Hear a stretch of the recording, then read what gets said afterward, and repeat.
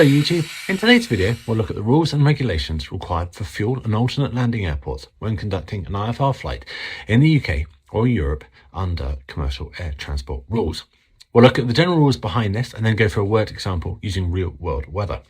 This video isn't intended to cover all eventualities of regulatory areas, plus the company operations manual that you work with might have a more restrictive criteria. Limitations depending on the aircraft equipment, serviceability, type of flying, or if you're single pilot or multi-crew. So please do check the relevant sections of the AOP or the manual before flight. Now, first of all, you need to look at a general synoptic picture and understand what's driving the current weather when you're going to go flying. This is important when selecting an alternate airport. There's no point in choosing another alternate airport nearby that's going to be affected by the same air mass and weather conditions as your destination, because it'll be too bad to land at potentially. Now, starting with the departure, you need to have a visibility of at least 400 meters. Now, that raises to 500 meters if you're flying single pilot, and 800 meters at night. The cloud base has to be greater than your takeoff decision point, your TDP, and your minimum IMC speed, and within the autopilot engagement limits. Otherwise, you can't take off safely. So make sure that cloud base is sufficiently high that you can still maintain those visual references during the takeoff.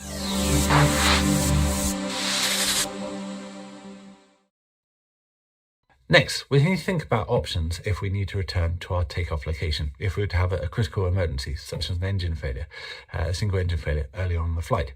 The weather at that takeoff location needs to be sufficiently good, both in terms of cloud base and visibility, to allow a VFR approach back to that same location. And if it has an instrument approach, the minimum descent altitudes and the visibility requirements are lower than the current weather, so you can actually safely perform an instrument approach back to that takeoff location. Now, if either of these answers are no, then you need to find yourself a takeoff alternate that is within 1 hour's flight time from the departure location, where the weather is either sufficient for a VFR approach or the weather is above the instrument approach minimums for 1 hour either side of your ETA back at this takeoff alternate. Now, if you're on a short flight and your destination is only an hour away, then in that case, your destination can be your takeoff alternate.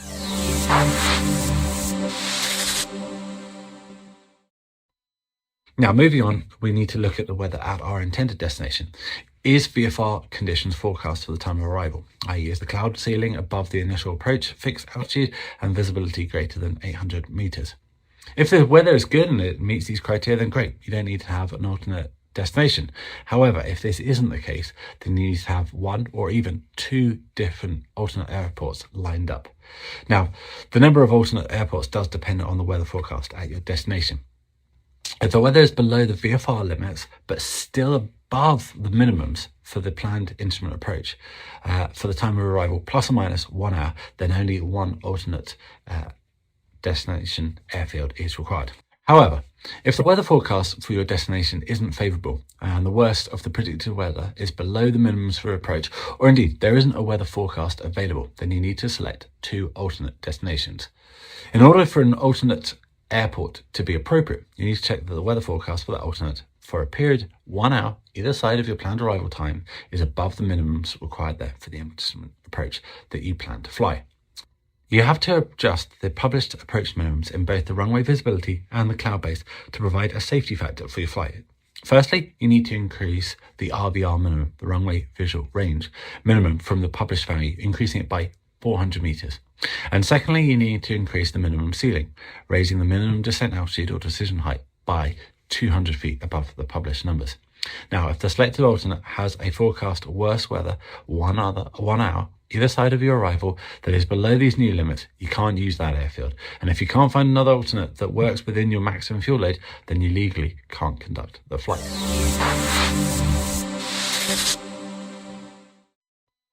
Now, that takes us on to fuel planning, which is obviously dependent on the helicopter you fly and the fuel burn. I use an estimated value of about 3 kilograms per minute on the EC135 at cruise, which works out about 200 kilograms per hour, and about 4 kilograms per minute on the EC145, or 240 kilograms per hour.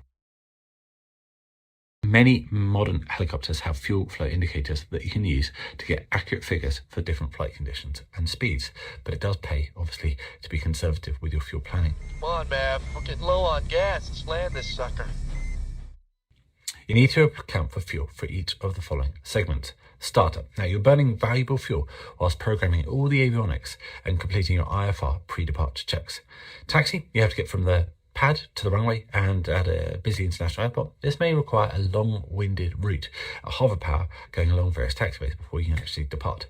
Then take off and climb. Well, you'll usually be climbing at a higher power setting using more fuel at a speed less than your cruise speed. You'll be taking a little bit longer to get up to your cruise altitude. Then your transit to destination. This is your point-to-point time times by your fuel flow at cruise conditions. Then approach and landing at destination. Unlike VFR flying, an instrument approach is slightly more long-winded. Your initial approach point may be 10 miles or more away from the airfield in a different direction from which you're approaching at. Then you have to think about contingency fuel for accounting for any unexpected delays en route. That should be 10% of your trip fuel. And the final reserve fuel. Now that's a legal requirement you must have for landing. If you eat into this, then you're in a full emergency situation. So you need to plan for at least 30 minutes of fuel at holding speed. Now on top of this, then you also need to consider the extra fuel that you need if things don't go to plan. Say a missed approach fuel. So you've made your approach to your destination. For whatever reason, the visibility of the cloud base isn't sufficient. You can't see the runway environment. You have to go around. So you need to plan for that missed approach, climbing back up to an appropriate altitude. Then you need to plan for a transit to your alternate, and then perform another instrument approach and landing at that alternate airfield. Now, if you need two alternate airfields, then you need to plan that twice for the transit from your first alternate again, then to your second alternate accordingly. For a helicopter that's usually fuel restricted for performance, you can see why IFR flight in helicopters can be challenging to legally perform, given the extra fuel that you need to potentially carry on board is at the cost of reducing your passengers or your payload. Now, in flight, you need to be carrying out regular fuel checks, at least every 30 minutes or so, at each turning point to see if you're on track with your fuel usage. Write this down on your pilot log, and if there's insufficient to land with an alternate and final fuel reserve intact, then you need to divert or replan on the fly. Now, let's try and use a real world weather scenario as a worked example.